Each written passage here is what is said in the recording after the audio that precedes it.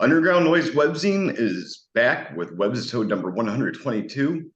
Tonight, we're talking with a death metal legend himself, John McCanty from the band Incantation. What's up, John? How you doing, dude? Good. How are you doing? Thank you for having me. Appreciate it very much. You're welcome. I almost forgot to say I'm with my co-host Rhino. Everybody knows See, who I am. What's up, Rhino? hey, good meeting you. Yes, nice meeting you too. Yeah, we're happy to have you on the show tonight.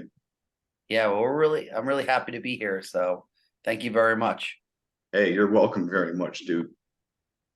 The first question I would like to ask you, John, is let me know more about the early days when you were in Mortician. Could you tell When me I a was a little bit about mortician, that? what kind of stories do you want from mortician? Well, whatever the craziest one that you can think of. Oh man, craziest one. Back then it seemed like most of those situations were pretty crazy back then with mortician. Um, okay. Well, one was let's see. Okay. Well, it was our first show that we played. Well, Incantation and Mortician. Before I played a Mortician, we played a one like it was a open mic night at this club Cheers in Nyack, New York. Then that was like kind of like our test show or whatever. And that show was before I was in the band. It was kind of fucked up situation. I mean, they they didn't do so good, but back then, some of the guys in the band had addiction problems and stuff, so they were just really screwed up on angel dust while trying to play the show, Oh, which didn't work out so well. But the first like official show we played with them was this place called 308 Bar in New York City. It was 41st Street, so that's right next to like kind of a whole 42nd. Like back then, 42nd Street was still kind of like um, you know, porn theaters, porn stores, and like you know, just low budget sexploitation movies and stuff playing right around the whole area where we were like one street back from there, right across from the Port Authority. And next to it was like a small venue. It was like kind of like one of those long, just an average long venue, like in New York. It's basically like a storefront turned into a venue. And next door to it, there was a big parking lot. And then the parking lot was basically like what we'd call back then a cardboard condominium where all the bums would hang out and sleep in this area right next to the venue and stuff. And yeah, we it was like our first official show was Incantation, Mortician, and this band Snag played. And the show itself went really well. I mean, it was actually a pretty good turnout for two bands or three bands really that weren't super popular or whatever, but it still was pretty cool. But at some point in time at the show was after we played, because we I think Incantation was the last band or the headliner, or whatever however you want to put it. I started hearing all this commotion going out from outside of the venue, and people running in, kind of freaking out and stuff. And I was like, "What the hell's going on?" We were just, I was playing with both bands, but I was finishing the Incan set and kind of wrapping up the gear and stuff like that.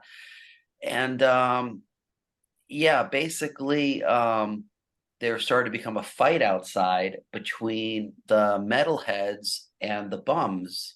I don't know. It was like a bunch of drunk metalheads and a bunch of drunk bums getting into fights in front of the place. And my car was parked right in front of the venue. Like I was super happy because I found a perfect spot right in front of the venue with my Delta 88 that I had at the time. And ended up I ran outside to see what was going on, and there was a big splat, like a big broken glass in my windshield, like a big, you could tell that either somebody like punched it or pushed someone's face into my windshield. And because it was that the spider ring but also there was like blood and stuff all over the windshield and everything.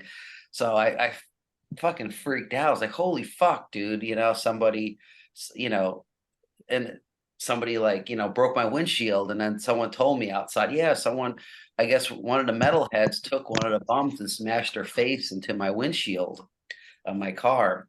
So I came in at the right time. yeah, yeah, Right. yeah. So anyway, Okay. things got really crazy, and it was a lot of like morticians, friends, and stuff started like getting into fights with the like all the bums and stuff like that. And they actually like Will and like kind of his whole group of people, they kind of started going around the whole block, I guess, and we're like trying to clean the place out of all the bums and stuff like that. They were just like on a mission to kick their asses after the fight started happening. And I was just like, holy fuck, I gotta get the fuck out of here, my car windshield was smashed. Luckily it was the driver, not the passenger side, so I was still able to drive home and stuff. But then after I left that night, things got really crazy. Even worse, I guess, on the way, they were going downtown to this place called Alcatraz, which was a popular bar in New York at that time, like in the Village area. Well, I guess somehow on the way back, Matt Sitcher, the old drummer, went to beat up some dude. Like he started some shit with this dude. It was just kind of like, I don't know. I think it was like bitching about his tie or something like that or whatever. I can't remember what happened, but there ended up being a fight between him and I guess the cops started chasing him. And if I remember correctly, Immolation guys might have even been with him. I know Alex Books was with them and stuff at the time, and some of the Gorephobia guys, and they had to run away because they called the cops, and the cops were coming. And I guess somehow they got caught up in some kind of gay pride parade going down. God. And then Will and everyone, just started getting really, brutal on everything. So things got, I guess some of the people, the gay pride parade got really pissed off and started chasing, them down the street too, as well, and stuff. And it just got really crazy. So I heard this story I about heard from Alex, right? I yeah, wasn't there at that part of it. I was only at the beginning, so I don't know the whole story. yeah. If you have, It was also from Chris as well. Back in the day, he would bring the story up because what happened was two guys on a car, and it was either Matt or Will walked up to the guy and he took his tie and he flipped it and goes, "Nice tie." That was And they were like, just get the fuck out of here. And they kept on mouthing off between one another, and somebody clocked him, and then you find out he was an undercover cop. Oh, And cars just like zipped around the corner because it was a sting operation. They weren't waiting for them. They were waiting for somebody else. So they were like, just get the fuck out of here. And then they all rolled. But yeah, so yeah, sign of the times. did he tell you about the gay parade too, or that part? Yeah, because somebody took one of the signs that said "Stop gay bashing" and broke the top of it off and stood on top of a car saying "gay bashing," and then of course the entire parade started, chasing it down. And yeah, that's how the story goes. I mean, I wasn't there. Oh, damn. Yeah, it's kind of crazy. A couple of years ago, I accidentally wound up at a gay pride parade in New York in Coney Island, and I'm from Baltimore. So a lot of weird shit happened the night before.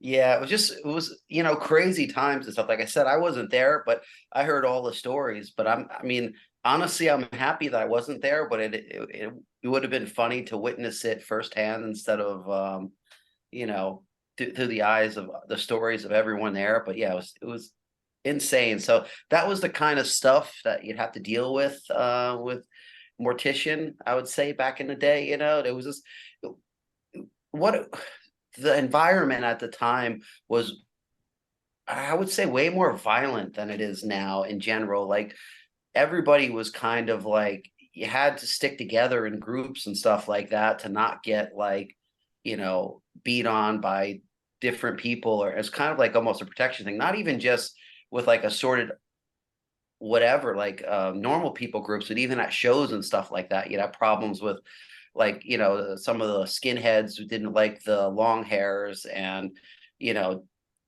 people from different scenes didn't like each other. It was a very violent time, and Mortician just fit in that perfectly.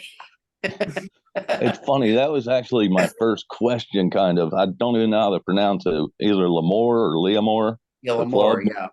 yeah. Yeah. Did you ever go there? Yeah, I used Yeah. to go there all the time for shows. Back in well, really the heyday was like in the 80s, like 86, 87-ish from what I remember was probably the time I went there. So I was pretty young. But yeah, I mean, Lamor's itself was the venue shows itself there were pretty safe. I mean, I've gotten beat on a little bit from the bouncers and stuff, but they would just kind of like, if you try to stage dive, they would sometimes just like take their big hand, just go bam right on your back and Oh, smash you on the ground. But then I'd be like, okay, get over to the side. Like they wouldn't be assholes. They'd be brutal, but they would at the same time be like, okay, just don't do this again. Stay, be safe. But then outside of Lemore's is a whole nother ball game. I mean, we used to have to worry about getting our cars broken into at Lemore's. I mean, I remember the night I seen Voivod and Creator. They I came out to my car being broken into, and my stereo ripped out, oh, and some of my cassettes were taken, and I just remember the windshield was broken, which and the radio was gone, which was it kind of sucked or whatever. And but yeah, in general, it was pretty safe. Really, the venues that you'd have more problems at was a lot of the ones that were more hardcore and punk, like CBGBs and stuff. Max's. That's the one, because there was the Lower East Side Skins that they kind of like took ownership of CBGBs and stuff, and they would go to they wouldn't go to all the shows. I mean, some would. I guess some of them would always be there, but most of them would go if it was either a hardcore show or like some kind of crossover metal hardcore band playing. There would be a lot of them there, and I found out the hard way.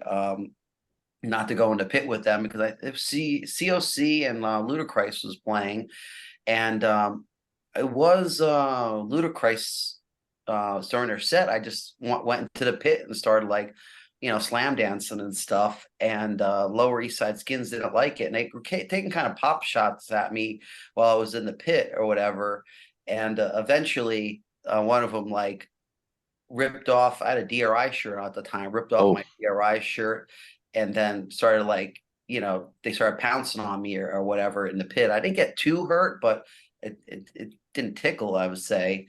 And but the nice thing about that was it was Reed, and I want to say, I think it was Reed and Woody from COC were selling the merch there, and I don't know if they didn't see what happened, but they seen the aftermath, and I was going to go buy a COC shirt because I needed a shirt to wear that night, and they just gave me the shirt because they seen that I was pretty beat up or whatever. So that was pretty nice of them to do. But these kind of problems were, I think, very common in the at least in the New York, New Jersey, Philly area of really having to deal with a lot of violence and stuff like that. And yeah, it definitely was a more tougher time. I mean, now things are crazy too, but just in a different way. Like it was almost like just naturally things were more segregated, but also just more tense at the same time. Yeah, it was Now, described to me then as like literally like you had a bunch of people with short hair, a bunch of people with long hair. There's going to be a fight.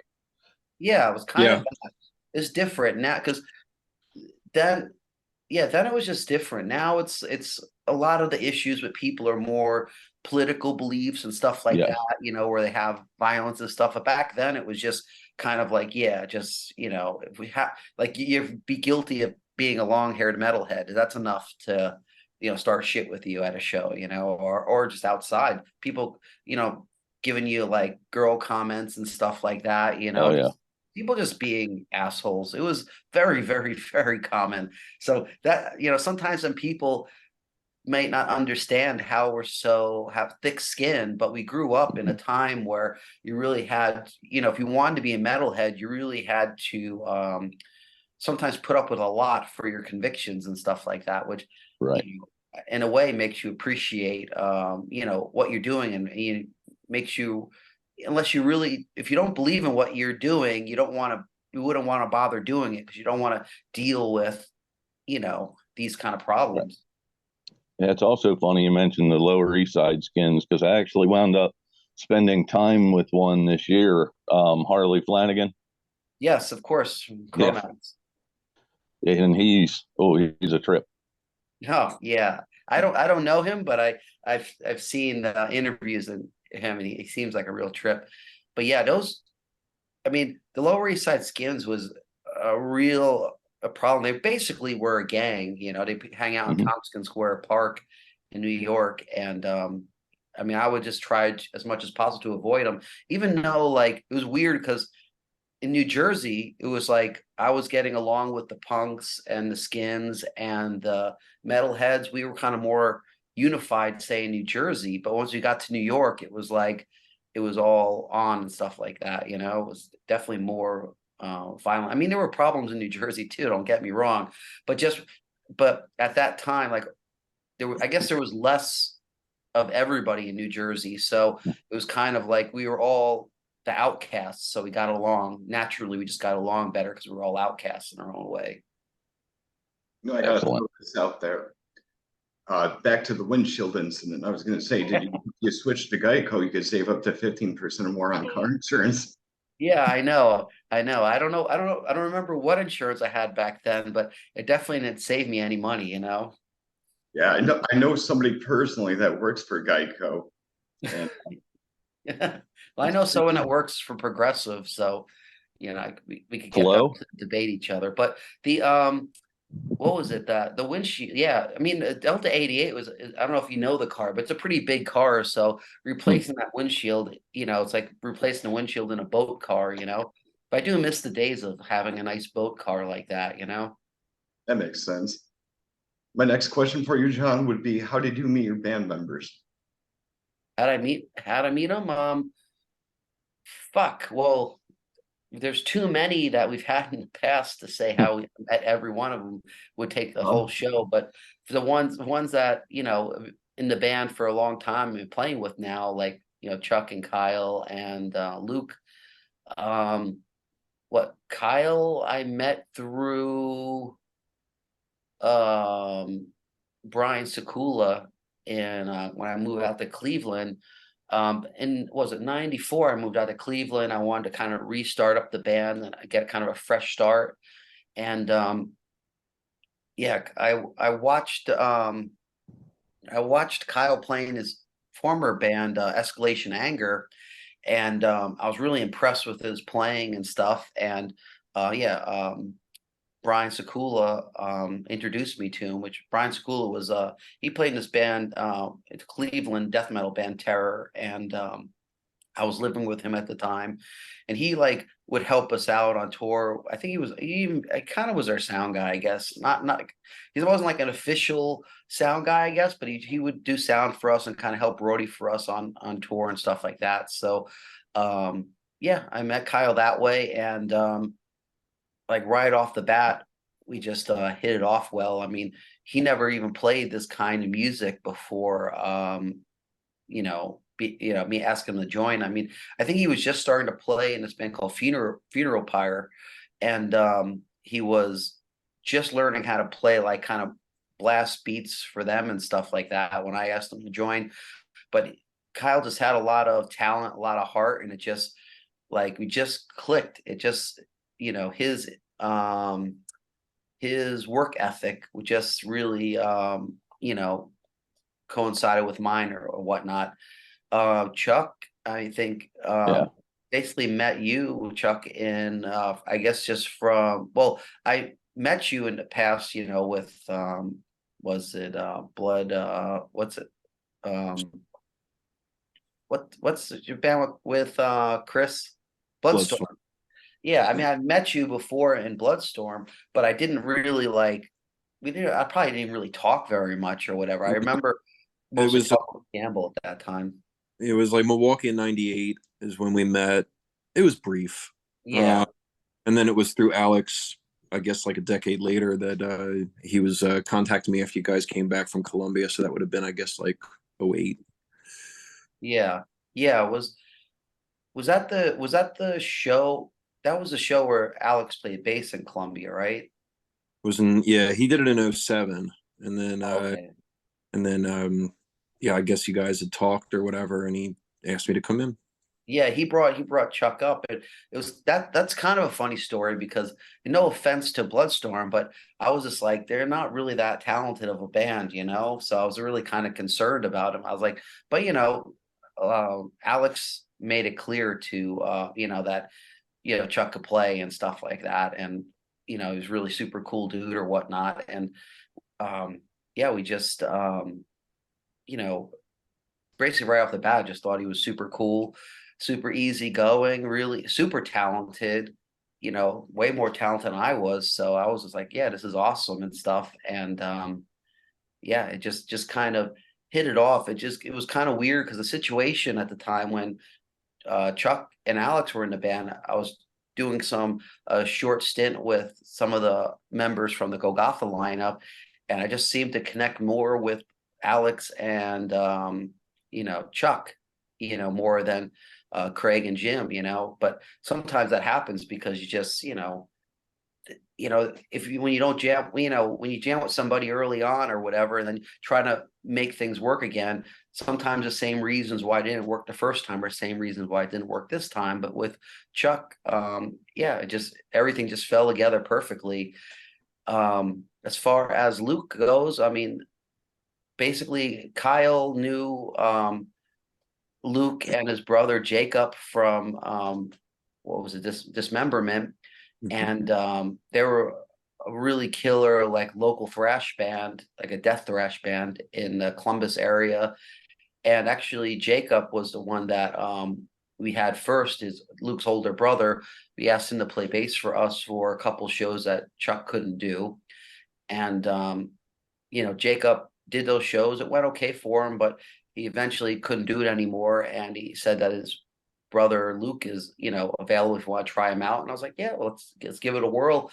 And Luke just from that point on has just been amazing. I mean, besides being super talented, just a really cool, really cool dude right from square one. We really had a blast. I've got one more question for you, then I'm going to hand it over to Rhino so he can ask you guys some stuff. Okay. This is a question for the both of you gentlemen, Chuck and John. What song do you find to be your most technical, like the most difficult to play? Eternal Torture. That or no, Eternal Torture. Because if you miss a note with that, you're ruined. It's a pain in the. Yeah. That's a fair one to say. That might be the hardest one that we have. And a side note on that is Eternal Torture. The reason why it's a bonus track on Onward to Golgotha, even though I don't think it's listed as bonus track anymore, I don't really know. But originally we put it on as a bonus track because it was the song that everybody in the Golgotha lineup like had the least amount of we wrote the least amount of the song, I guess. It was a Sal Saggio song that he had from his other band Decay before he played in Incantation. Sal Saggio was the guitar player on our demo.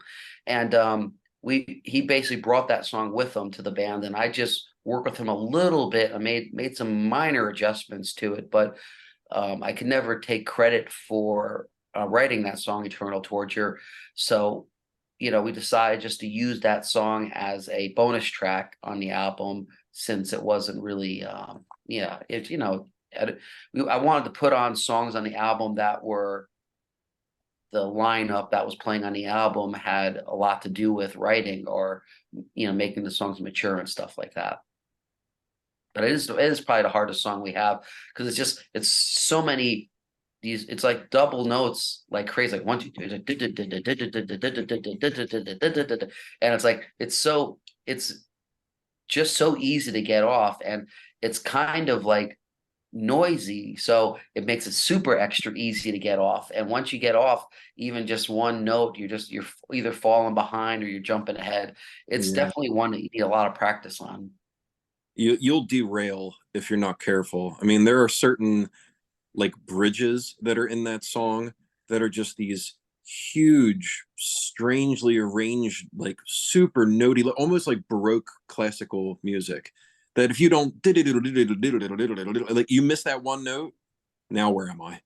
And everybody else is still flying a million miles an hour past you, and you can't catch up. So you all have to be on or you're beat.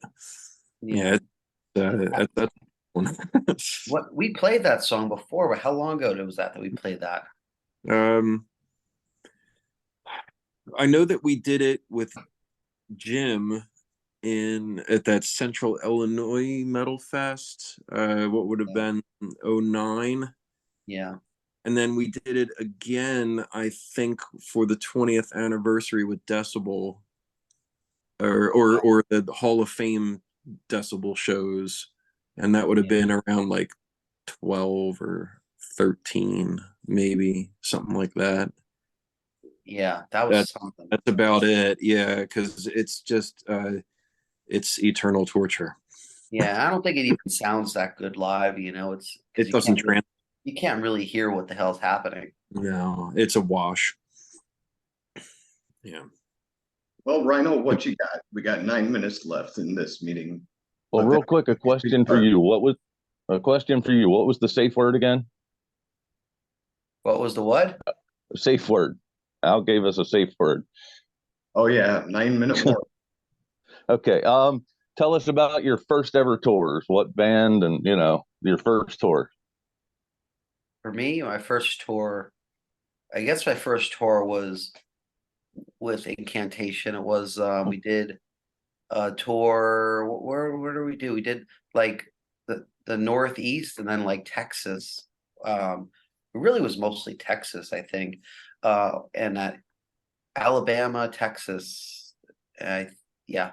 That was with Incantation and Phlegm and Anal Cunt. So that was an experience and a half. First time going on tour with the band. We had a great time. We were inexperienced. We were getting in trouble a lot and playing with insane bands. I mean, but we had a great time. We stayed over at Paul Ramirez from Splatteria's house while we were in Texas because we didn't. Our shows, some of them were a little spaced apart because we weren't good at, we couldn't organize like a proper tour. It was like mostly shows like on the weekends and stuff. So we had basically a whole week in between, a couple days in between to wait. But anyway, somehow, since we're talking about stories after the show in, I want to say Houston, I hooked up with some chick and we ended up, we ended up going to a hotel. We were staying at the hotel for the night. Next morning, we wake up and we go to drive to get some breakfast somewhere. And we were driving in her car and I end up get pulled over by the police when I drove her car out of the parking lot of the hotel. And yeah, it was fucked because I didn't know what the hell was going on, but they surrounded us with the cars. They pulled out their guns. They made us come out of the car and everything. And she's all freaking out and stuff. And I'm just like, what the hell's going on? And we end up getting arrested and put in back of one of the police cruiser cars. There was like this kind of like older kind of the typical Texan police officer guy was saying like, what was it? What did he say? It was really funny. It was like, "Are you a musician?" And I was like, "Yeah." It's like, "Well, it looks like you'll be singing the Jailhouse Blues because we don't reckon so good for auto theft in this state, or something like that." And I was like, "Auto theft?" I was like, "What are you talking about?" He's like, yeah, we don't take the auto theft well here, and so yeah, so basically we both of us got arrested. We got thrown in holding cells in Houston. So I ended up getting, photo taken, fingerprints. They gave us a lot of fucking shit. They were being total dicks to me too. They thought that I was like a someone stealing cars or whatever, like. So I basically they basically booked me, did all that stuff. There was a whole ordeal. It wasn't fun dealing with the other inmates. Wasn't so great either, being a young metalhead. But we'll just say I ended up finding out. They told me, what the charges were going to be, and they said it was grand theft auto, and they said I was lucky because the girl just like turned legal like a week or something before I hooked up with her and stuff. And I was like, whoa. So anyway, that the bottom line with the story is that she ended up stealing a car from her boyfriend to hook up with me that night after the show. And I ended up luckily her boyfriend was a fan of Incantation too, and he decided not to press charges, but I could have got charges pressed for Grand Theft Auto. So that was my first tour experience. So since then, I really really learned to try to stay out of trouble a little better, and don't just take advantage of every opportunity that comes your way, Yeah, that's like some real life Dead Milkmen punk rock girl. Yes. Yeah, so that was that. What about you, Chuck? My first, I think, would have probably been in 2001. Your first stint in jail? Well, I mean, it's funny because I have a story to parallel with this tour, actually. Not me, but yeah. Well, anyway, it was in 2001. It was Bloodstorm and Enthroned from Belgium, and these guys from Temecula, California way, Soul Evil. We did everything pretty much from New York to Cali. We were out for about a month, a little over a month, and it was right after 9/11. So the entire country at that time was just in this hyper heightened state of like Muslims must die, essentially. And it was really wild. I mean, they were burning effigies sometimes at the shows, and it was pretty crazy time, man. It was like right after, though. You know what I mean? Anyways, we went to some bowling alley and we're drinking beers, and some girl was trying to hook up with one of the guys in the bands, and we progressively got more trashed. And all of a sudden, cops started running through the hotel, knocking in doors, and all kinds of madness. You find out she's on a work release program and she dodged parole, and they were coming by to scoop her up, and yeah, and like they would have had a field day if they just got through our door, because we had like, I don't know who got a hold of the hot dogs, but there was like hot dog pieces like all over our room. I remember two buddies of mine were spitting on a TV for the past half hour. Like it was chaos, you know what I mean? And yeah, and that hotel was just rampant with cops like everywhere because they're looking for her. So yeah, it was a wild tour, man, and that was my first. We starved. We got ditched 5 times. I remember we were stealing crackers from a Chinese food buffet parking. Like we got stuck in the parking lots. We were stealing crackers from the buffet because we had no money. Yeah, it was probably one of the wildest tours I've ever been on. What was she on parole for? Oh, I don't know. Could have been anything, really. I have no idea. I just know that they really wanted her back. Yeah. That's crazy. Yeah. Well, guys, yeah, I mean, we got there was, I mean, a fair amount of craziness is always expected when you're on the road and stuff. But at least, like for those first experiences, I have to agree with John. Like, you just tend to be a little bit more careful, be a little more cautious, and not get as obliterated as we were, because you kind of get too excited or something. Yeah, ask like for ID, wear protection, all that good stuff. Yeah. Yeah. What you got, Rhino? All right. Is there anything you'd like to confess to? Confess? Um, no, I really have nothing to confess, I don't think. I mean, I pretty much wear my heart on my shoulder, so it's all good. It's a very loaded question. Not start to Like you did contemplate whether or something not there wrong, is something. confess. Forgive me, Father, for I have. Oh no, never mind. No, I can think of. All right. How about two-part question? One, these guys come from a musical family and doing, mid late 80s and so forth, death metal. Did you get pushback from your family like, oh, you're a fucking Satan worshiper, repent? Yeah. Not so much on the religious angle, but they seriously vehemently hated me having any remote interest whatsoever in this style of music at all.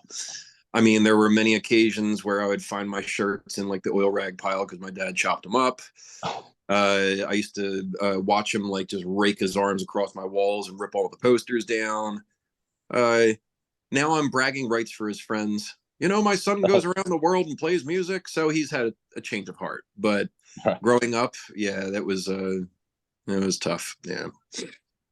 Yeah, I mean, I I never really had much of a problem with the music with my family. I mean, my mom and my dad were pretty cool about it. I mean, they didn't understand it. They thought I was maybe a little crazy or whatever, but they just looked at it like, their generation, used to get a lot of pushback for like rock and roll music in the 50s and 60s and stuff. So they were kind of like, it's they looked at it as it's like the same thing as that, pretty much where the older generation just doesn't like what the newer generation's doing kind of thing. So they were really really pretty cool on it. And I think once they started seeing like huge amounts of mail from around the world coming to my house in the late 80s, they they didn't get it, but they realized something has to be going on because like who the hell is gonna write to them from, I don't know, Poland or Malaysia or Bolivia or something like that, so it's really, they knew something special was happening and they were just happy that I found something that I guess I connected to and made sense out of, What's the weirdest thing you got in the mail? Well, I was just going to say, like, I had something in the mail that caused chaos. Like, Okay. not just my parents, but like the next four neighbors down. So I received a package from Germany, and they wrote the one as like with a flag on it, so they thought it was a 7. So they gave it a few doors down instead of myself. Well, the guy's name's Chuck as well. So he opens up the package and it says Evil Chuck because the guy was making reference to death. And he started using a bunch of stage names and different bands. And this guy has no idea what the hell's happening. He thinks he's being invaded by some cult. He goes and talks to the next neighbor who's a cop. And then that neighbor goes to my next door neighbor who are like the neighbor was a Battle the Bulge vet, so he was like big tough guy. And then he's now knocking on my door, and the only one that's home is my dad, of all people. And he's got a line of people out the door all going, "What's this package about?" Oh man, it was like DEFCON 5. He was so pissed. It sucked. I had thought maybe you were going to say something like you got a pair of blood-soaked panties. No, nothing like that at all. It was just a CD. That's all it was. I think I mean I wouldn't know if it was the craziest, but one of the cooler things I used to get is was mostly in Bulgaria, and I think if I remember correctly, it was Bulgaria, maybe Lithuania. This was back when the time they were still behind the Iron Curtain officially. I mean, I know it was like towards the end, it was like in 90 or 91 where it was kind of like getting a little more open there. But anyway, they didn't have a lot of money, so they would send me bottles of vodka, like little like bottles about this size or something, maybe a little smaller than this. So maybe like a liter or something like that of vodka. And I remember get them in these like these long packages, and they would have like it'd be wrapped around a little box with paper and like some string that would be tied around it and stuff to kind of keep it together. And I remember just saying bringing it to the guys, hey, let's just try this out, and it was fucking great vodka. It was like we didn't even need any kind of chaser or no mixing or for whatever. It was like really smooth. And yeah, after that, I remember just saying like, yeah, just whoever wants to trade vodka for demos or something like that, I'm totally down with sending you a demo if you send me a bottle of vodka. Oh yeah. Sounds like an alcoholic thing. But as far as like the craziest stuff, I don't really know. I mean, we used to just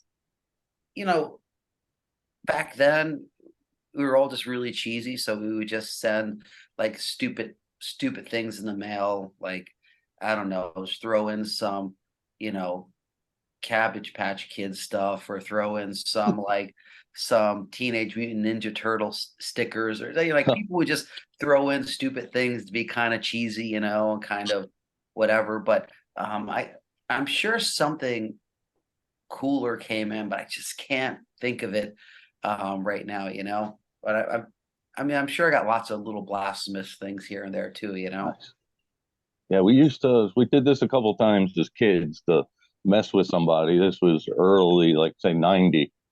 We would write to, I think it was called NAMBLA, the guys that want to have sex with boys. Yeah. And the return address, we would put that person's name in their neighbor's address.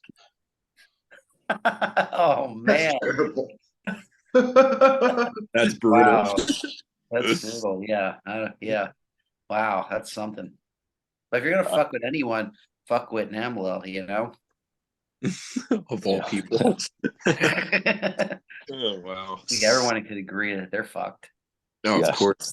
Is it still exist? Do you know? I hope not. Yeah, I don't know. I don't think they need an organization now. I think everyone's like, no, your choice. Go fuck that boy. Yeah. Just do it. Oh, that's terrible. Yeah. How do you like that? Yeah. No, it's kind of like that figure called Momo. You call Momo on the phone and she'll steal your soul or some shit. You guys ever hear that thing called Momo? Kind of looks like a bird face, Wow, no, I don't know this. Yeah, look it up on Google, man. There's images everywhere. Called Momo? Yeah, Momo, kind of like mom with an O at the end. Okay. Yeah, I'll have to check that out. It's really strange. I tried saying Biggie Smalls 3 times in the mirror. He didn't come. Is the Momo challenge? Yeah, that's it. It says it's Rolling Stone has something about it. Oh, this person. And I know somebody that's got a mask. Yeah, I've seen that mask before. I didn't know what that was. Isn't that weird looking though? Yeah, for sure. Yeah, almost looks like a weird Down syndrome ghosty thing. That's a good way to put it. Jeez. John, you got a guitar nearby that you could show us? Yeah. This is Show Me Your Axe. This is one I'm doing some recording with and just practicing with. Oh, that's brutal. Yeah, I mean it's not my best BC Rich, but it's good. It's a pretty nice guitar. I still love the Kahlers. You can keep the Floyds.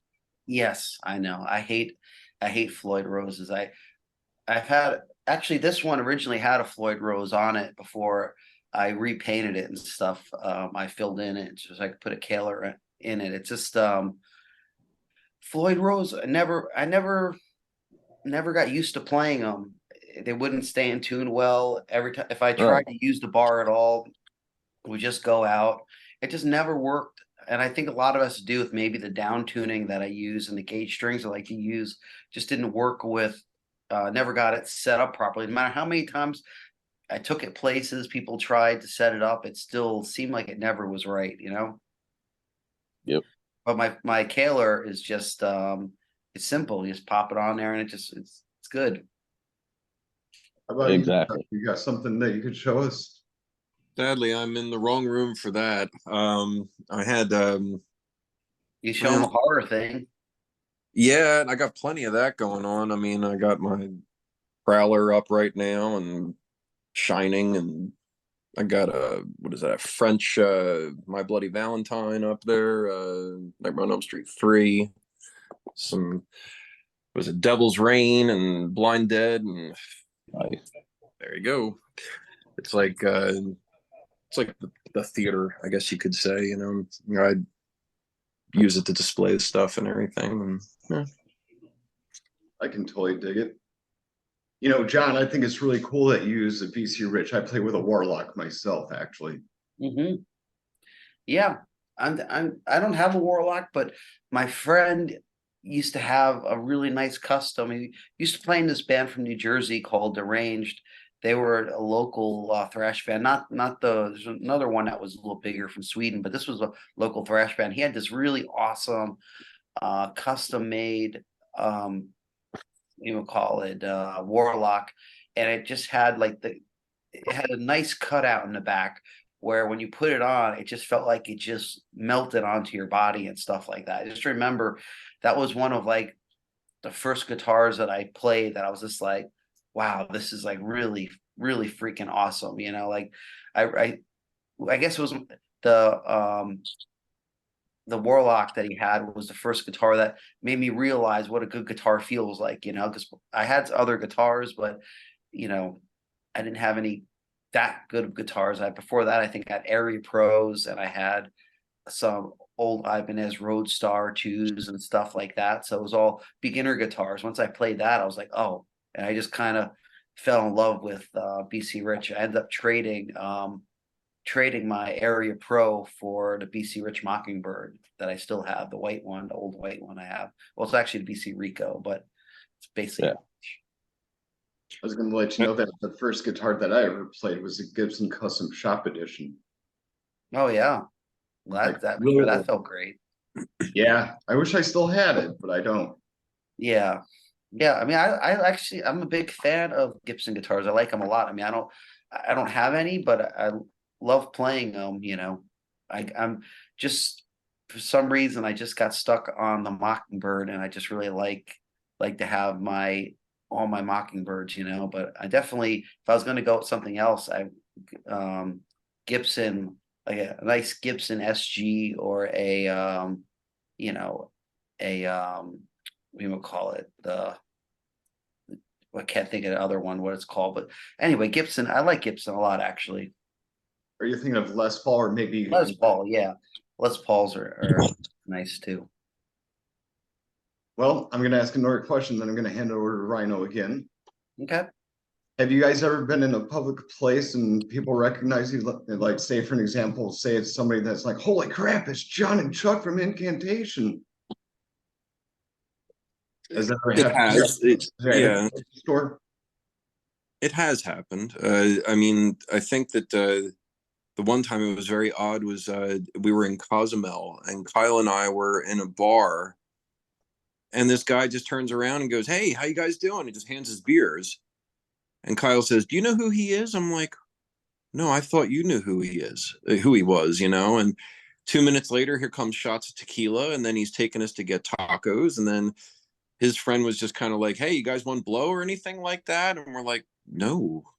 And it was just because they knew who we were. We didn't know them. It was different. Yeah. Keep buying rounds, and I'll be whoever you want me to be. Yeah, and I'm not really fond of tequila per se, but yeah, I mean, it was actually quite good. It was quality stuff. Has that happened to you, John? Yeah, it has. I'm just trying to think. I'm trying to think if it happened though in an area that isn't like a metal area, it's so yeah, I've had it happen before. I can't remember though. But it has happened before. I mean, I know like if I go to shows and stuff like that, people recognize me, but I mean that's not really brain surgery, or whatever. But I mean, I'm trying to think like I remember like maybe at like a rest area or something like that on tour getting recognized or something like that. It's very rare, because we're pretty underground, and it's just like totally coincidental if you come across another like real metalhead and stuff like that. But it has happened. And usually for me it's like super awkward because I'm just so I'm usually in my own zone and I'm not really thinking like I don't know. I don't know how to explain it, but it's like I in that situation I sometimes get really uncomfortable. But I'm naturally a very I'm socially awkward in general, so I get really uncomfortable in public places. And sometimes when people recognize me outside of like a metal or I don't know, a horror type place or something like that, I sometimes clam up a little bit. I'm not like Chuck, where Chuck can have a conversation with anybody first time he meets them and talk to them for 5 hours about stuff. And for me, I'm just kind of like, Sure. hey, what's up? I'm not trying to be mean or anything, but I'm just like, I just don't even know what to say. Like my brain almost freezes or something. But that's just, part of, I've always been socially awkward to some extent, unless I'm with people I feel comfortable around, or people like me, like metal people or something like that. I had a guy stop me at work once for an autograph. Oh, I wow. thought that was really odd because I don't know if he had like the pen or the CD cover like on a holster. It just came out and he's like, "Here you go. Could you sign this?" And I was hanging with my buddy at work. Then he just goes, "Really? At work, dude?" And I was like, "I didn't expect this." So that was really, really odd. Yeah. He was Actually, part of some construction crew or something like that. yeah, that actually reminds me. It was on tour, but it was at the airport.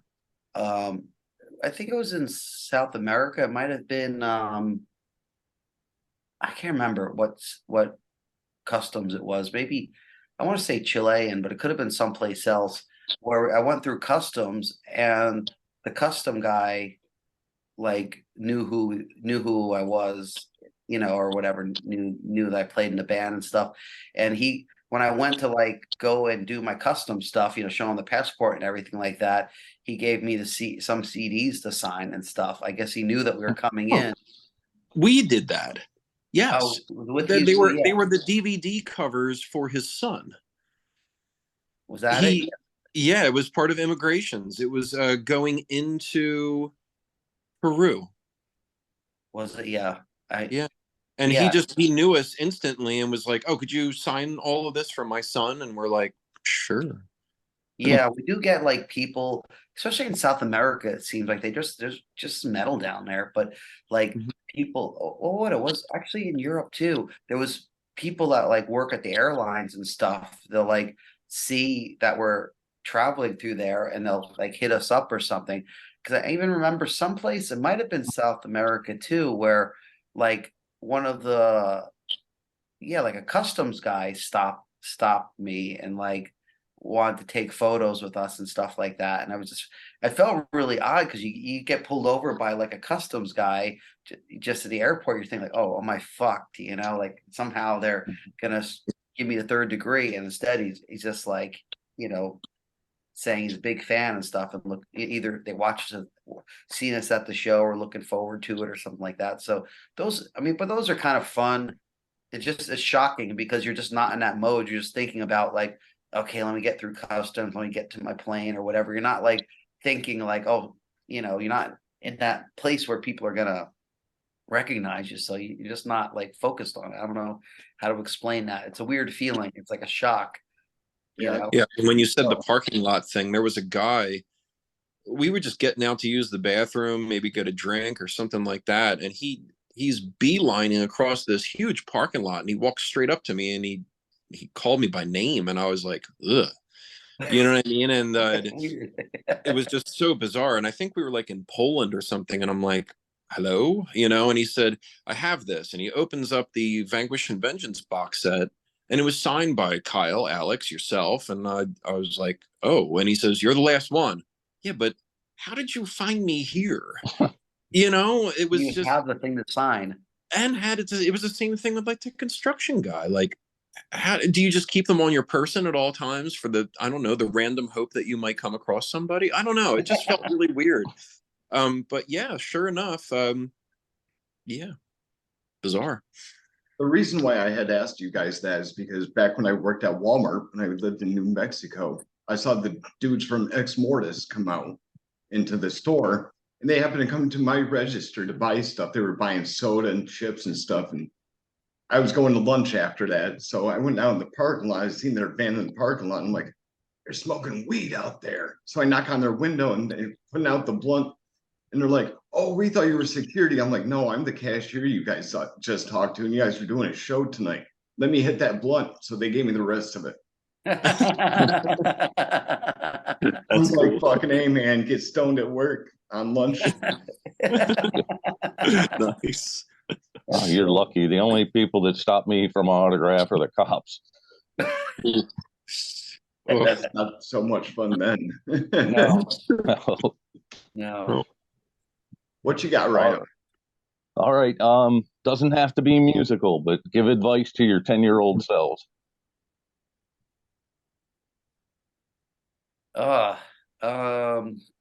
Advice is, I don't know, I'd probably just say, like, don't undersell yourself, because, it took me a long time to have the confidence to be able to kind of properly take control of my life. For so long I was always very shy and just didn't want to make waves and stuff like that. So I definitely would do something like that, like basically just believe in yourself, and don't stress over everybody else's opinion, because back, especially when you're a kid and stuff, everyone's trying to tell you this is the way you have to live your life, these are the rules you have to do, these blah blah blah blah blah. And I've learned that it's all bullshit. You don't have to do anything. You can do things the way you fucking want to do them. You don't have to follow the rules, and not following the rules is better and more creative, I think. I guess there's two ways of looking at it, because I think I suffered on account of a lot of people throughout my life for that very reason as well, that it would be more have more conviction and a stalwart attitude towards things, be confident with it. But a second would also be that if any of that didn't happen at those particular times, I would not be who I am now. So I would just say to myself at 10, steady on. Yeah, that's a problem. I always look at it like there's always issues in life in general, or things you look back on that you could have, should have done better. But all you could do is learn from these past experiences and try to make yourself, the person you want to be. And you learn from this stuff. Unfortunately, you learn from working with scumbags and assholes, and having people screw you over, or whatever the situation is. We are right. Yeah. They weren't enjoyable experiences, but like a lot of them can end up being funny stories too in their own rights. We just did it, a couple minutes ago. It's like you can laugh about certain things that were probably rather tragic at the time, but for a 10-year-old, it hadn't even happened yet. So just keep doing whatever you're doing. Yeah. Yeah. Yeah. Yeah. Excellent, Al. Well, I was going to say, have you guys ever tried to write any other genre of music other than death metal? Yeah. What do we write, you mean? Like, say, for an example, you want to play a country song someday, like Over the Shoulder or something like that. I don't know. Like something more drastic outside of the fields of metal in general, you mean? I don't really have the particular drive for that, to be honest. I think all of my influences and everything get carried over into what we write, and it's been in all the different splinter factions that come out because of it. I mean, whether it be rock, metal, thrash, death, black, whatever. I mean, but that is the world I pretty much live in, so that's where I would write. Yeah, I mean, the idea of doing a country song or disco or something like that would be like, it would be beyond me. I don't value that, that particular style, and I certainly don't listen to it, so I could never really even assume to write it. Yeah, I think thinking in metal and rock in general is such a huge part of my life that it's just like, yeah, it's like I never really have the interest in writing stuff in other genres because, yeah, if I don't enjoy them, I don't express myself that way, then there's no reason to do it because writing music is self-expression. So, where, writing in a death metal way is comforting, and just the natural thing or whatever. Not saying it's impossible to want to write something else, but there would have to be a reason for it, and there really isn't any reason for it. Death metal somehow it just when I work on stuff, or come up with riffs, it just seems like it just seems correct to me.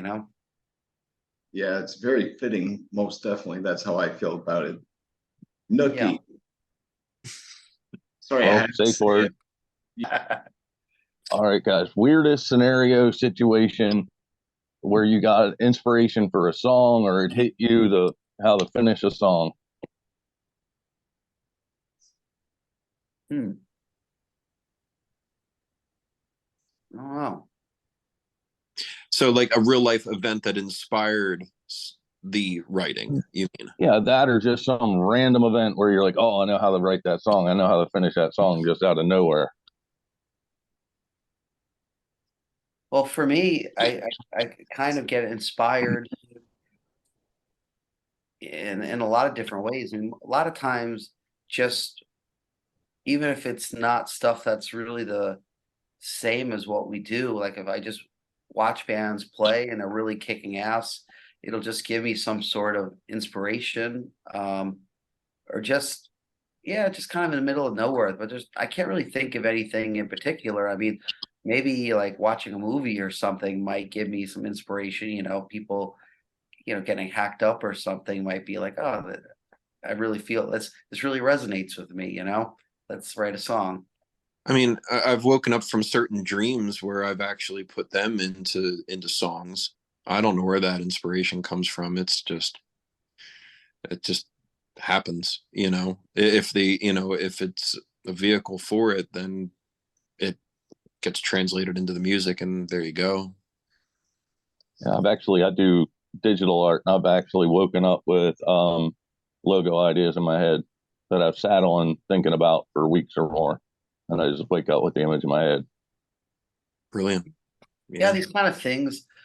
It's they hit just at weird times. I mean, there's definitely times where either, so we'll just say, trying to go to bed at night or something like that, where rhythms and stuff will be stuck in my head, and I feel like I gotta just get them out or something like that. Or yeah, just usually if I'm doing something that doesn't take a lot of brain work, my brain starts going into overdrive on music stuff, and sometimes it could be quite annoying if I don't have a way to record it easy or something because I keep going over and over and over again in my head thinking about it, just revising it or whatever, and it could be a little bit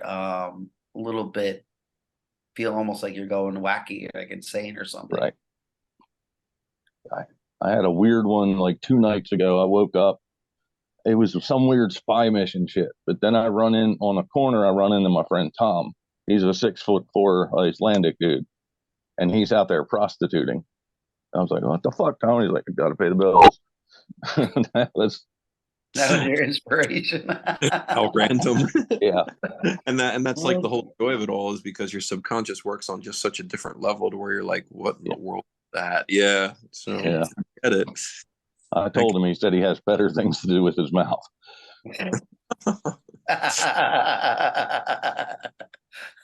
Eating food would be one of them. Too funny.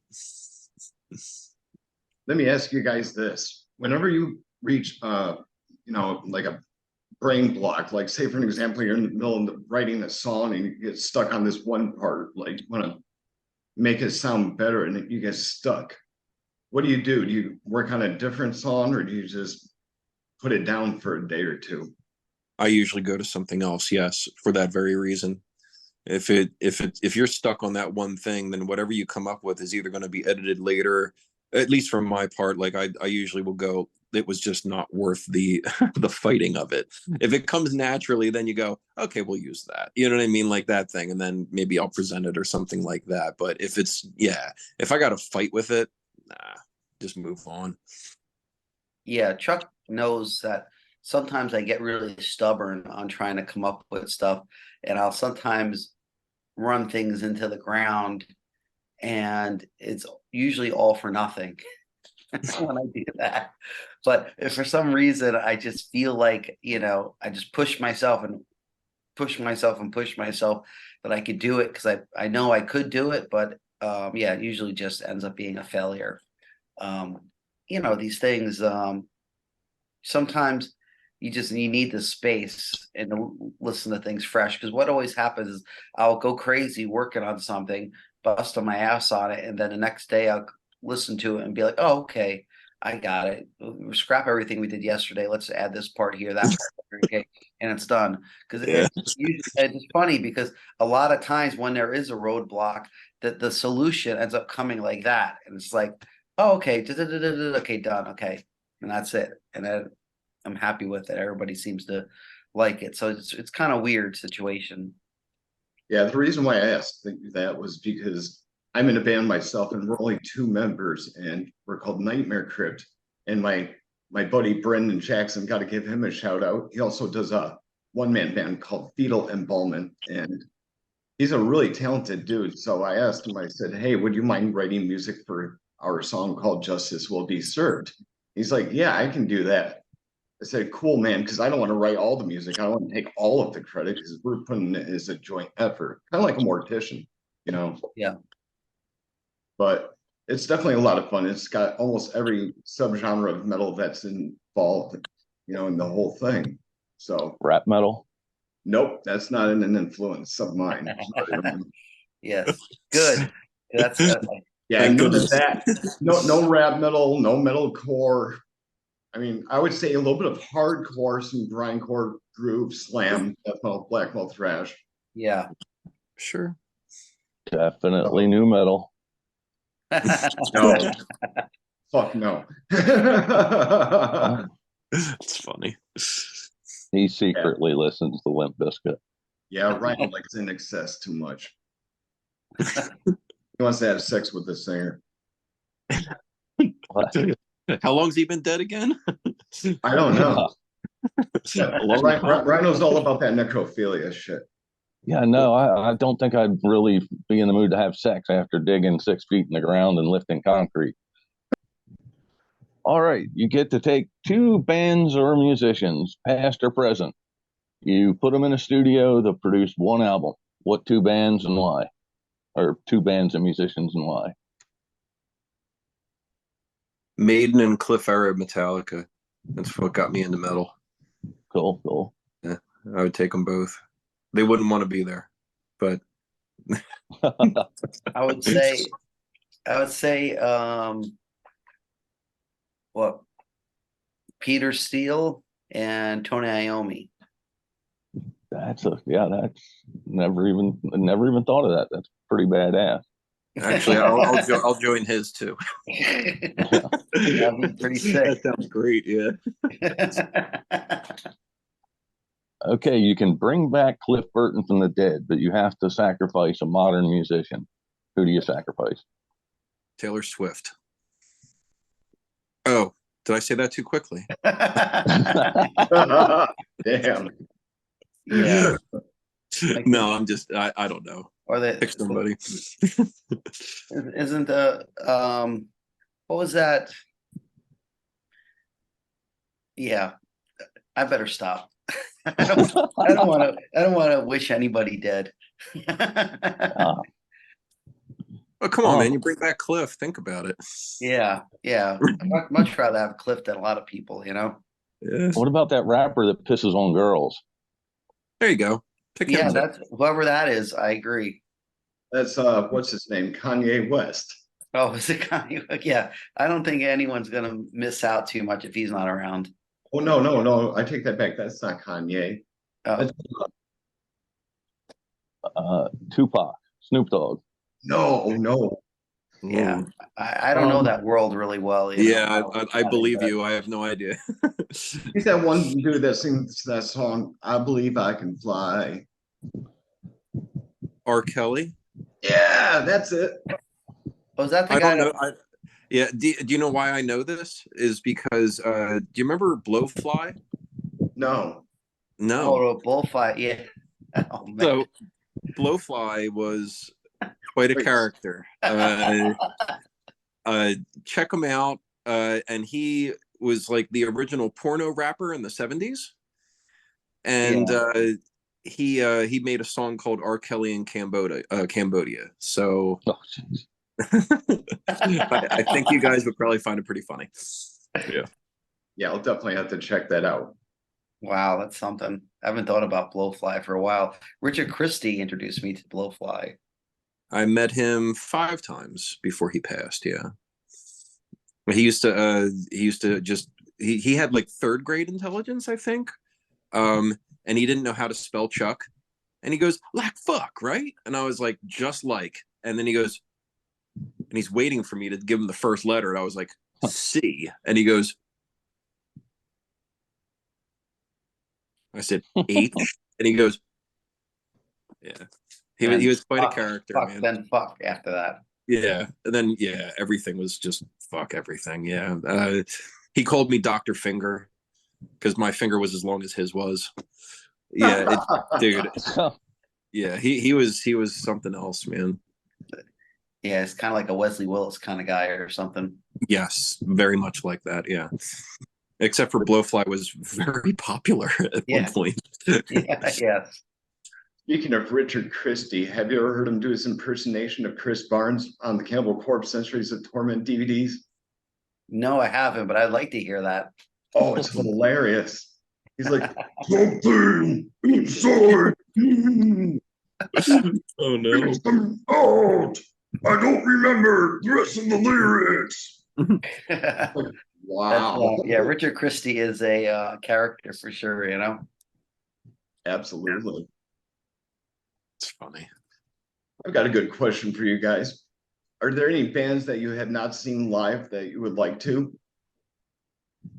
They say they're on your bucket list. Yeah, I'm sure there's a bunch of them if I think about it. Go ahead. I haven't seen Angel Witch yet, and I'm pretty sad of myself for that one. I would love to see them. Yeah, it'd be cool. I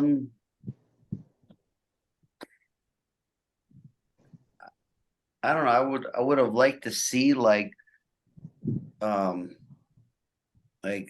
Swedish demo band Crematory live. That would have been great. Or the old Finnish band Abhorrence live. I never seen them live. That'd be great. Both bands aren't around anymore, but it would have been awesome to see them live. I mean, there's a lot of stuff. A lot of what I'm trying to think. What's some bigger stuff I've never seen? I've seen most of the bigger bands I would want to. Yeah, I can't think of anything else. But those just came to mind for some reason. That's cool. I wish I could have seen Typo Negative while they still had Peter Steele.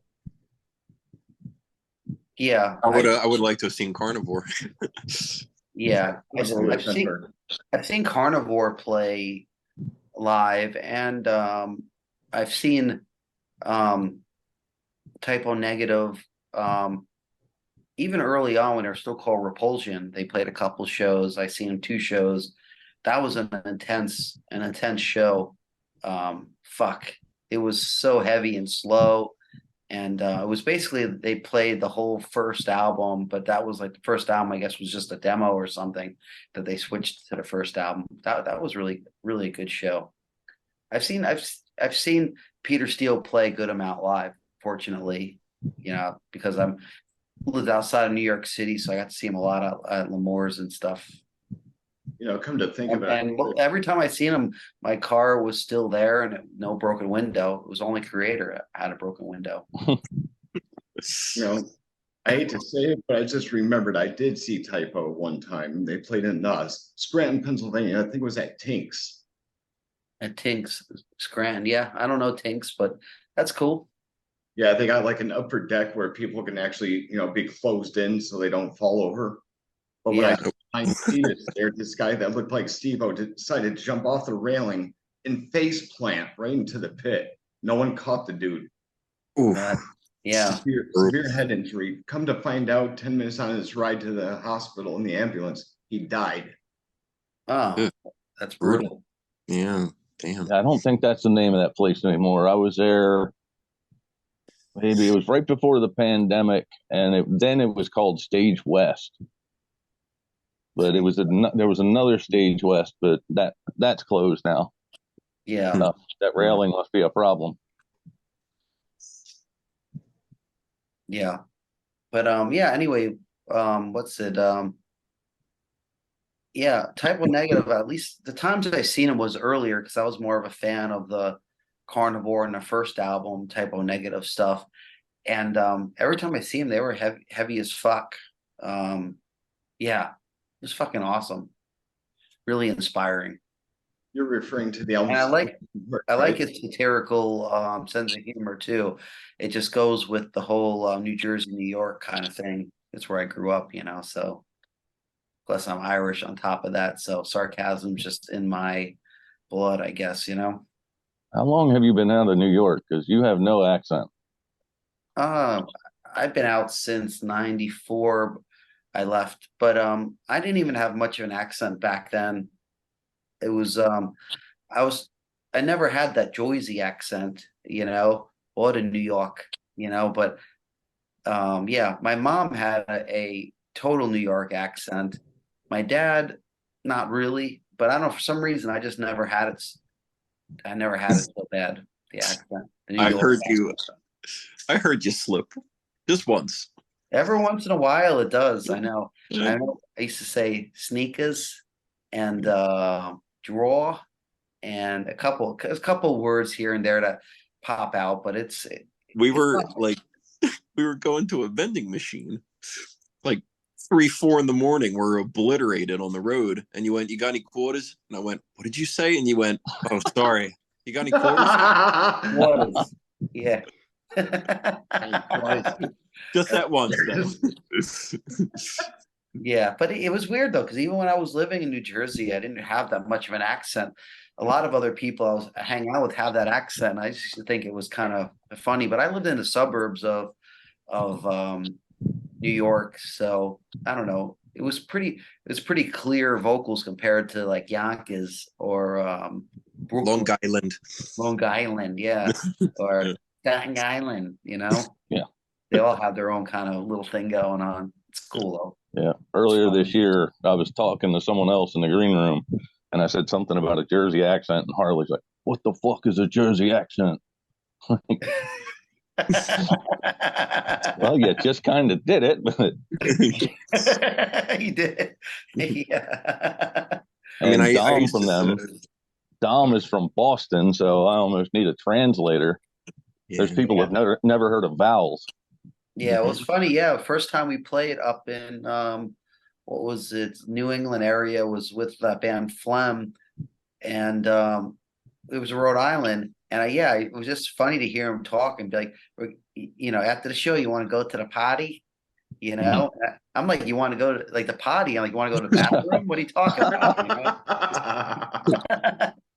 But yeah, they don't say a lot of vowels there. It's really a strange accent for me, but I thought it was really funny back then for sure. What's everybody's garbage? Yeah. You're a piece of garbage up there. Ain't what is it? Ain't you gonna answer a body? you could cross a foot, Very different. Very different. I'm going to steal one of Rhino's questions. Do you guys have any pre-show rituals or anything you do before getting on stage? Besides pay homage to the goat and Satan, not too much, No, I'm just joking. Lots of sacrifices. Yes. Yeah, every night a virgin has to be sacrificed, or else we just won't go on stage. Where do you find that in New Jersey? Sometimes the show doesn't happen.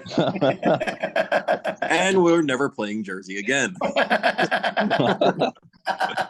Come on, you guys got to play with Vicious Circle at some point in time. Vicious Circle. Wow. Vicious Circle. We used to play with them when I was in Revenant. We used to play with them over at Blondie's. It was in is it Cherry Hill, New Jersey? Yeah, it's right around where Vinny's from. Yeah. Yeah. I actually haven't spoken to those guys in quite a while, but yeah, early on they were one of the main bands in the South Jersey area that when I was playing in my former band Revenant, we used to jam with those guys every once in a while. Yeah, they would come down to Baltimore and play like 95. I think they were always booked together. This was before Pessimist made it. So they would come down and play Baltimore with Pessimist. Yeah. I remember them from the JL America days, but like, wow, that's cool. I didn't know any of this. That's all. It's just I haven't heard that name in forever. Yeah, they're still around. Vinny and I are really good friends. And the last that's awesome. Yeah, the last time I talked with him on the phone, it's like, hey, Vinny, you want me to do some guest vocals on your next Vicious Circle album? He was like, yes. I'm like, all right. What was I forget because I haven't like hung out with those guys in ridiculous amount of time, like 30 years or something. What was the was the vocalist Vinny? No, Mel.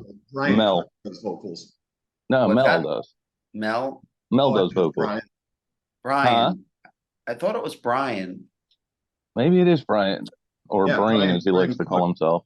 Yeah, he calls himself Brain Cook on Facebook. It's like he misspelled it on purpose. Okay.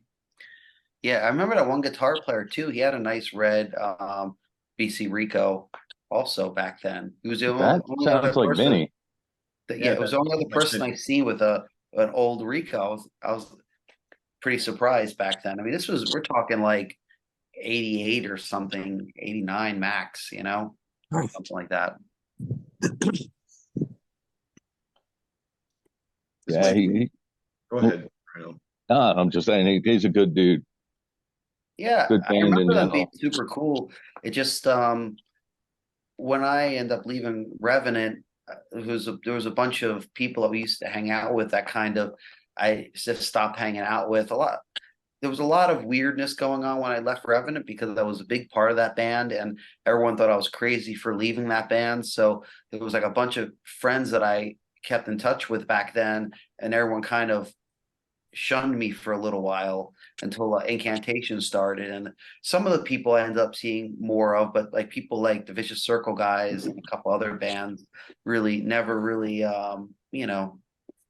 got to like be friends with again, or whatever, or continue a friendship, which I'm always open to, but it just at the time, some people were taking sides between like my old band Revenant and Incantation, which I thought was just silly because the reason for leaving had nothing to do with trying to divide things. It was more just a personal interest, musically wanting to move on, with something different. Right. But at that time, people looked at it in a different way, Absolutely. Okay, then I'll steal Al's question. OnlyFans or Pornhub? That's your question. Well, I mean, Pornhub because it's free. Is that for me doing, or is that for me checking out? It's up to you. Well, I mean, I'd rather get paid for my porn. So OnlyFans, if I'm doing porn, but if I'm watching porn, then it's Pornhub. I think that's pretty fair. Yeah, accurate. I mean, I would rather not give it out for free if possible. I mean, I don't really care, but if I have a choice to make money, I'll fuck it, dude, make money. Yeah, I mean, unless they start turning things around, they're paying me to watch it. Yeah. I mean, that would be great. I watch it all the time. I mean, I guess I already kind of watch it all the time. So I guess if I got actually paid for that time, it'd be awesome. I'm working over here. I think Al likes the ones with hamsters or something. You're the hamster. Man. You're the one that puts it on top of your head every day. After you push it out. Oh man, that's rough. Brutal. Yeah. Yeah. You guys should look at Armageddon the Gerbil on YouTube. It's hilarious. I don't know if it's a real. I don't know if it's a real broadcasting or not, but it's one of the most hilarious things that you could ever listen to. Cool. Have to keep that in mind. This might sound like a really strange question, you guys, but what's the weirdest thing? What's the weirdest thing that you have autographed? A cup lid. Yeah, I was at a Sonic, and this girl didn't know what to have signed, and we were going to use a napkin, but she's like, "No, just use the cup lid." So we signed a cup lid. Could have took a bra. I want to say someone had me sign their ID card from some country, which I thought was really odd. I've signed also like bills in different foreign currencies, and probably the coolest strange one was I signed somebody's we would call it prosthetic leg part. Oh, I have that. Hold on a second. Let me show you. Give me a second. I think I did that too. That was that fest. The guy put his leg up on the table. This was he gave me this one for his Oh, prosthetic right. leg. Okay. But he had another one like this. And I signed his leg for him. Oh, Pretty wow. Was that? cool. He do it. Isn't that pretty sick though? It is. That's like Thieves of the Cloth and stuff. Yes. On there? Yeah. That's crazy. That's cool, man. Gnarly. It doesn't smell bad either, knowing that his stump was in there. Turn it into a drinking cup. Yeah, I was about to say that's your new vodka glass, John. Yeah. Yeah. I do. It was not the same individual. I don't believe, because his wasn't. It didn't have incantation stuff on it. It was just the plastic. But we all four of us were there. Alex was there for that too. Yeah. That like a this stump one I core got. show. This one was the dude in Phoenix, Arizona. He ended up a long time ago. He had me sign his prosthetic, but then he gave me a prosthetic when he went to get a new one. I guess I don't know how it all works. I don't have that, but I guess every once in a while you got to change the fucking part, that goes on the stump or whatever, Yeah. I'm just curious, is that called stump core or? Yeah, I guess. I don't know. I don't know. But dude's super cool, dude. He's a total diehard. I've seen him for years at the show. At the show stuff. Super cool, dude. Excelente. I'm trying to think of some more questions to ask you guys. What's your favorite guitar tuning? Well, we just tuned to C standard, so I don't really have a favorite or a least favorite, but a C standard works for us, Oh, and because I didn't have it earlier. Another act Your segment. X Art Yeah, tune. so that's what I've been using. I decided to grab it at the time. Oh, It was, that's signed to Ibanez a few years back, and I've been using their BTB and take it everywhere, record it with everything, and that's in C as well. Cool. I was going to Nice. ask you guys that Nightmare Crypt, we play in drop C, but we also play in D standard. Mm-hmm. I have one in standard E, D, and C, and I just kind of fluctuate between the three, whatever I'm playing at the particular time. But yeah, it just depends on the intonation too, especially for C. That's why I leave that one just exclusively for such. But for the others, I would switch in between D and E because you can still maneuver in a one step range. But when you start dropping 2 and 3 steps and stuff, everything starts getting wonky. So That's a word that I like to use quite frequently is the word wonky. Kind of sounds like and nookie. Get some wonky nookie. Wonky nookie. Yeah, what But happens when you put a paraplegic mixed up with a Down syndrome person and they have sex? Nookie wonky. I can't pick on people that are disabled. I'm disabled myself. You know, I deal with my own shit. But Now, I do have this question in general. It popped in my head a couple of weeks ago. I think I asked Al. So, if you have sex with a woman that has Tourette's, does she have a tourgasm? I see what you did there. that's kind of like if you were to have sex with a midget, would it be considered half a fuck? Oh, this is just getting terrible, man. Come on.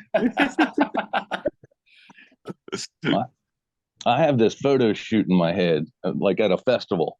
You know, the other girls are always on the shoulders, you know, except I want to put this girl on a midget's shoulders and she can't see over the crowd. It's hard finding a midget, though. They don't even rent them anymore.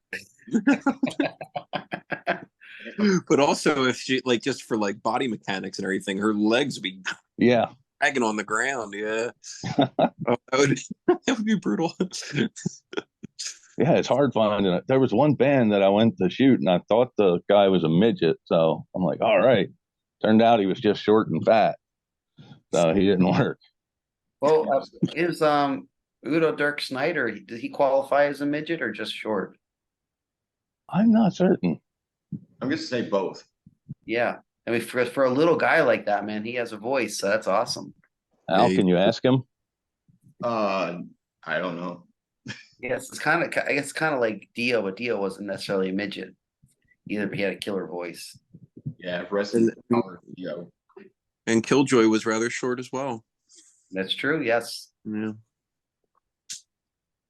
Dio had an amazing voice, most definitely. I never got to see Dio live, but my brother had the opportunity to go see them with Judas Priest, I think it was. Was it Dio solo or was it the Heaven Hell stuff? I think it was just Dio by himself. I'm not really sure. Yeah. Yeah, I've seen him a bunch of times. Always awesome live.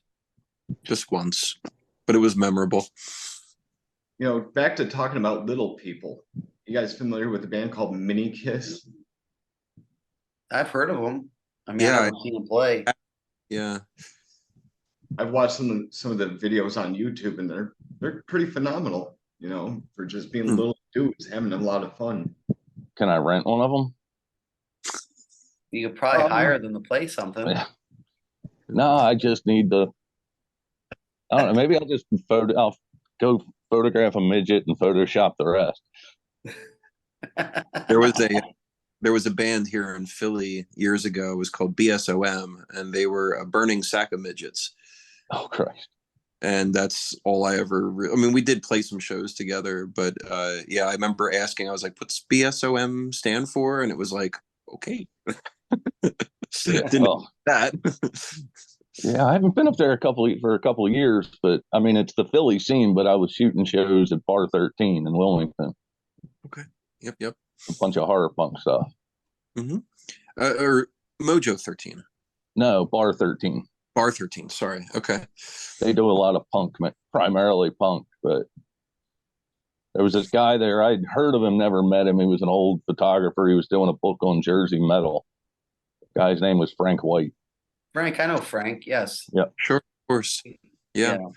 I see him on occasion at the Chiller Horror Con in Parsippany. Actually, Yeah, he's been doing metal in in New Jersey, photos or whatever you want to say, for like ever. I mean, when I was a little kid, he was taking photos of like Ozzy with Randy Rhoads and stuff like that. I mean, he's old school as fuck, Yeah, he's a super nice guy too. Yeah, he was. Yeah, I used to see him at our local mall. He was like one of the like cool metal dudes that would hang out at our mall and stuff like that. But he was like older than I was at the time, so I was too shy to hang out with someone like that. Yeah, he just rolled in like, oh shit. Yeah, he's doing a 2-part book on Jersey, I guess the history of Jersey metal. Yeah, yeah. That's a good do it. He actually hit me up for that book because he took Okay. he took some in-can photos from back in the day. I don't remember if we did an actual photo shoot with him, but I know he has a lot of live shots from assorted shows. He was one of those guys, man. He would just show up everywhere. Like any show I went to, I'd fucking see him at. He was really die hard with that, you know? Yeah, it's fun to do. I mean, I don't really do much live anymore. I'll do like promo stuff. My knees appreciate it. Yeah. And the hardcore shows, my back and my bones appreciate it. Yes. And there's that. Putting an expensive camera in your hands and turning your back to a mosh pit just doesn't work out all the time. Yeah. I hear that. Oh, I heard some Jersey in that. Yeah, you heard some Jersey? There we go. Cool. Rhino. I could turn on the Jersey if it makes you happy. I'll try it. You know, Rhino, just a while ago, I heard your voice crack. You sounded a little bit like Scott Burns. You're like, yeah, my name's Scott Burns. Yeah. My Well- voice hasn't cracked since I was 16. Well, Oh, it I mean, I just had a happened. higher voice for most of my life, and just I don't know. Recently, my balls finally dropped. You know. You're a real man now. Yeah. Well, I got to get going here, you guys. I've got two last questions for you. What would you like to say to your fans? Chuck.